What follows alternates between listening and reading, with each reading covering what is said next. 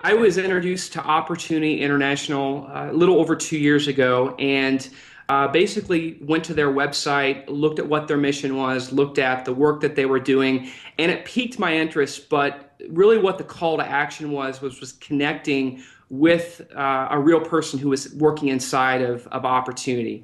And that was Sonia Perez Lauterberg. And we had a conversation, and just her passion, her energy, and she shared with me there's this group of young people that want to make a difference, and it's called the Young Ambassadors for Opportunity. And these are people that have come together to be the new young voice for microfinance and the work of Opportunity International. And she shared that they were doing an insight trip to Tanzania and Rwanda to see firsthand how these microloans were having an impact there.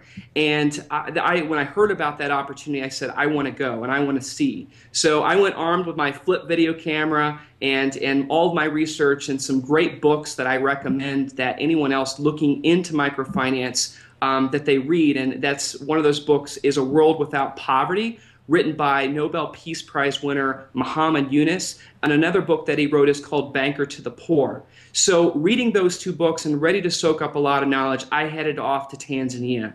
And when I hit the ground, it really was amazing to see the lack of technology, the challenges that are there with the government. But one thing that was overwhelming, even with all the challenges, the hearts of these people was just incredible. I mean, I still feel it today of the personal interactions, the stories, and hearing about their plight to take care of their children, to provide things for their community, the needs with education.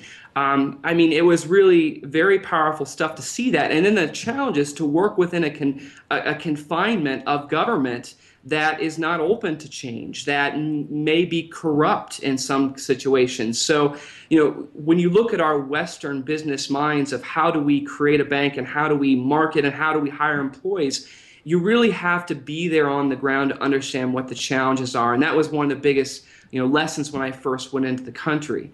But when That's I did Jason. meet with, yeah. If I even take a step back and I've never been to Tanzania. What is it like at the ground level? Maybe some stuff in the U.S. we take for granted, but it's a developing country, and can you give us a better feel for what it's like? Yeah, the same needs and same challenges that we have in our own communities are happening there. What I think the difference is that there's a lack of organization. There's a lot of NGOs and a lot of different things that are trying to make an impact there, but it's more difficult because there's no cohesiveness to it. The things on the ground, there are challenges with the food, healthcare, education. I mean, when you think of a devastated economy, when the country's importing more than it's exporting, there are a lot of particularly challenges for how they're going to be successful.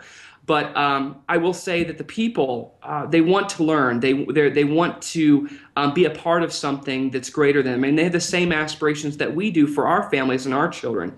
And I think that is what the energy, it was very ripe for opportunity. It was very ripe to say, let's collaborate to solve some of the problems that are here. And that was the big takeaway that I had.